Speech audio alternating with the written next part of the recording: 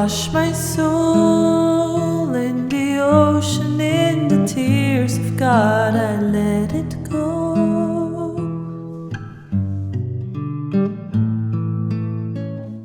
Hello, my astrology friends. This is Lada from AstroLada.com, and these are your astrology videos for April 2022. The April 2022 is full of new beginnings again. All planets are moving direct, so we're continuing into new territory. A lot of new unexpected events for the whole world, but for us personally as well, where we're required to adapt and to act very fast, and we'll be surprised constantly. And the eclipses are starting. The eclipses! The whole financial situation and economy might be shaken. We already can feel it a month before that with an eclipse in Taurus, and we all have to adapt very quickly. Let's find out how it will affect you personally. It's going to be a very exciting month. And Jupiter Neptune conjunction, wow, this is divine blessings that are given to us. They almost like can fall on our lap, and divine intuition. So let's see how to adapt. But first I wanted to excitedly to tell you that I'm doing a course of 6 months. Me personally, I rarely do courses, that how to interpret the natal chart, the AstroLada method. We're going to be using all techniques that I've gathered from Western Babylonian, Greek, Vedic astrology that work the best, and I'll teach you these techniques, how to read a natal chart, to put it together, to make sense of it. And you need to know minimal astrology, what the signs are, what the planets are, what the houses mean. And I will teach you my methods, and we'll look at different life themes, how to look at love, how to look at career, and how to, if you're analyzing a chart, what's the most important things, where to start, and how to answer questions of astrology very easy. I love easy techniques. I don't like difficult astrology. Astrology should have easy answers. I'm an Aries. I need quite quick, fast, easy answers. Not looking at semi-squares and midpoints. No, it has to be very simple, sticks out. So much fire, political career, fantastic, or whatever, So I teach you how I do that with very easy astrology techniques. Join me. It's 30% discounted for the first 150 people. So thank you so much. Let's start the 12 signs. Scorpio rising sun or moon, April 2022. Scorpio, the month starts with a new moon in your 6th house. This new moon affects you for about a couple of weeks, and it's on the 1st of April. There can be a renewal of your work, and it's with Mercury. For example, you can start a new project at work. You might have to learn some new skill, or you might have some important conversations about and focus on responsibilities and duties. Some of you can start a new job even around that time, Others can, even if you're not working, you can start some new responsibility or duty. Um, 6th house can be even about cleaning, organizing around you. There can be a focus at the beginning of the month, nothing stressful, but you'd feel more enthusiastic, energized in such direction. You'll feel more energized to get things done, to fulfill responsibilities, to get the dirty work done, or the more kind of, let's say, the boring work, whether it's cleaning around the house, whether it's putting order in your office, whether it's getting done some important work. And you'll be quite skilled at it. Mercury is there fixing it. And it can also renew your enthusiasm for workout. For some of you, can be. I've seen many times on a new moon in the 6th house, people start, especially from the ascendant sign, people start the workout routine or renew it, and maybe make a plan, because Mercury is part of the situation there, the new moon. Make a plan how you're going to work out, how you're going to do your nutrition, rather than just spontaneously whatever comes. Then we have another very powerful new beginning that is happening, and that's Saturn-Mars cycle, which is 2 years long. So now in April can start the beginning indications of something that might be in your life for the next 2 years, and it's connected to your home and family, place of living. Might come like an idea to want to fix a house, maybe not even immediately starting to do it, but like an idea, something needs to be fixed, something needs to be repaired. Saturn-Mars is very physical, about manual work, fixing something might needs to be done in the garden, and it's something that requires consistent persistence and hard work and discipline and energy, to put physical energy. So if you have a garden, I would advise you, so you can get the best results from this aspect, go dig in the garden, start a new garden project, start new repair and fix project at your home, maybe start some kind of some expansion or painting, whatever, in your home environment. Otherwise, Saturn-Mars conjunction can manifest in your fourth house, like escalating frustrations and stress at home or with parental figures. And especially if you're around the 22nd degree of Scorpio, I would say from the 18th degree to the 24th, 5th degree of Scorpio, it can really hit you kind of as more tense situation at home, emotionally feeling more frustrated and being more uh, willing to explode, so to speak. And because Mars is the planet that rules you, being with Saturn around the 5th of March, you can feel a bit more frustrated. But you can get a lot of hard work done because Saturn can organize the energy of Mars and pace yourself. So it will be good to use more strategy, more deliberate action to pace yourself, to get things done in a very organized way. And people usually, I've seen many times when Saturn Mars conjunction happens, and me as someone who is ruled by Mars, I get very productive. Then first I get frustrated that something is not right, how it should be, and it's not done well, because Mars has a little bit of perfectionist tendencies, and sorry, Saturn.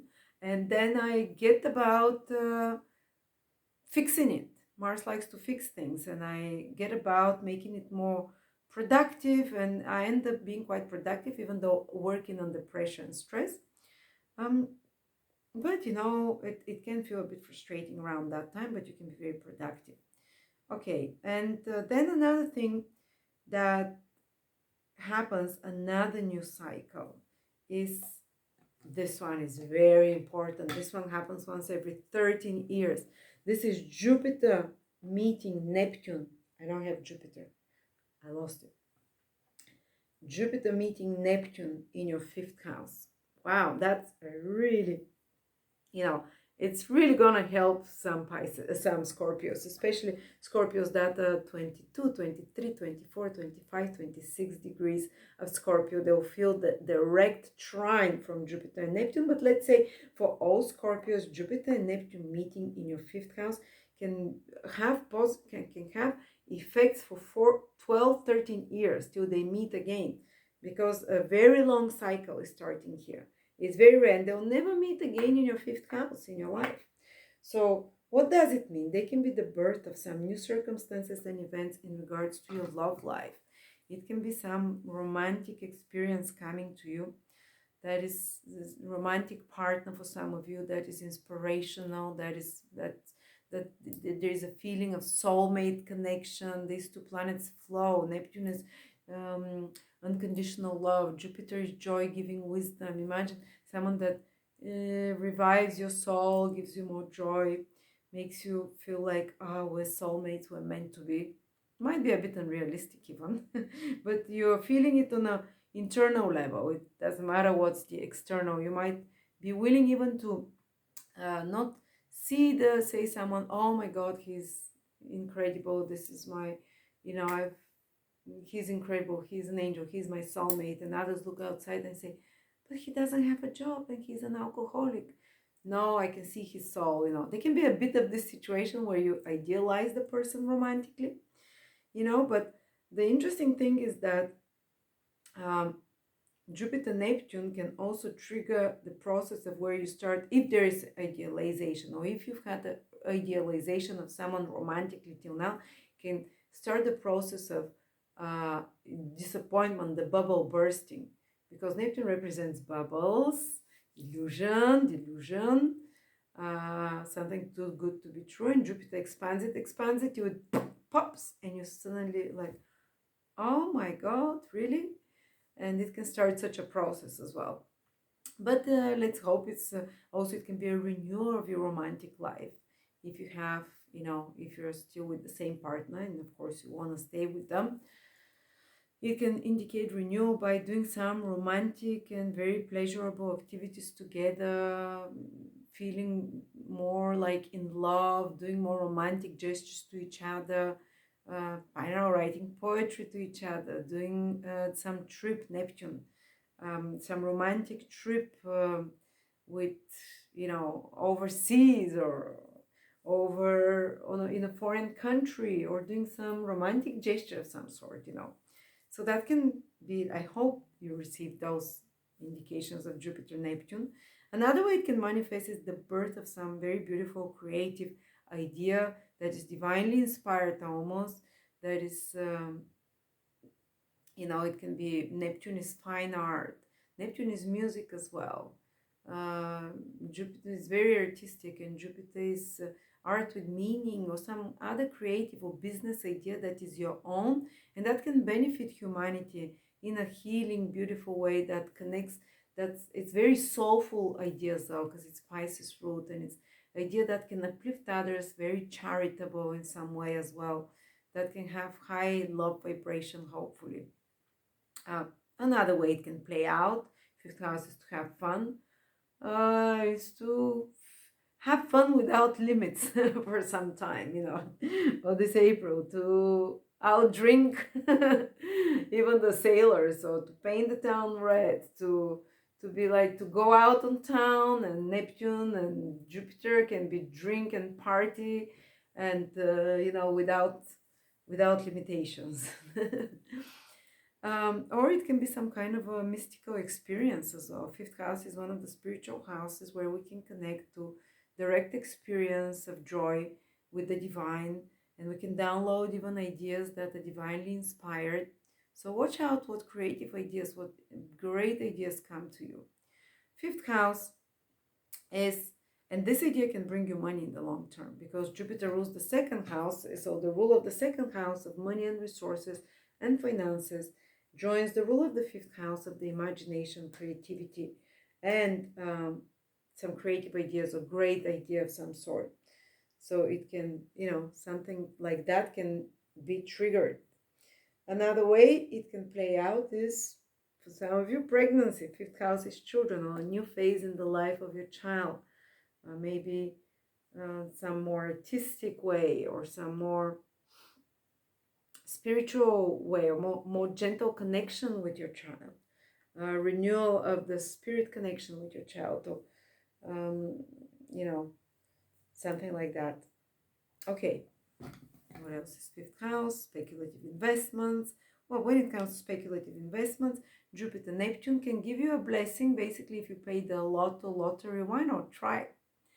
If you have it karmically, this can be the time when God's blessings come to you by a game of chance. Fifth house is those things like playing the lottery or something like that. Or I don't know, poker. But I don't imagine all Scorpio rising people will be winning the lottery. Of course, it's not in everyone's karma, but there is a little bigger chance. Or speculative investments can be something a bit too good to be true, a bit unrealistic, but you might get excited for something like that. And if you do any speculative investments, do it in oil, in gas, in petrol, these are Piscean things, in drinks of any sorts, in beverages, or in any international travel, in any uh, cruise, or anything over water, anything connected to beverages, liquids, or psychedelics of some sort, or healing of some sort, or spiritual business, or cinema. Pisces, Neptune, those kind of stuff, photography as well. And it can be very inspirational for art, for photography, for all of those things, for some of you. And then the last thing that is happening is eclipse, another new cycle. You see so many new cycles starting, guys, this month. A lot of new things around us. Eclipse is another new cycle. It's a new moon, but on steroids, because the sun and the moon are exactly opposite on top of each other. And it was going to be with the Uranus, sudden surprises. And it's going to be in your seventh house of relationships, sudden changes in your relationships. It's happening on the 30th of April, but it's going to have 1 year influence. So there will be some big shifts happening in your close relationships over the next 1 year.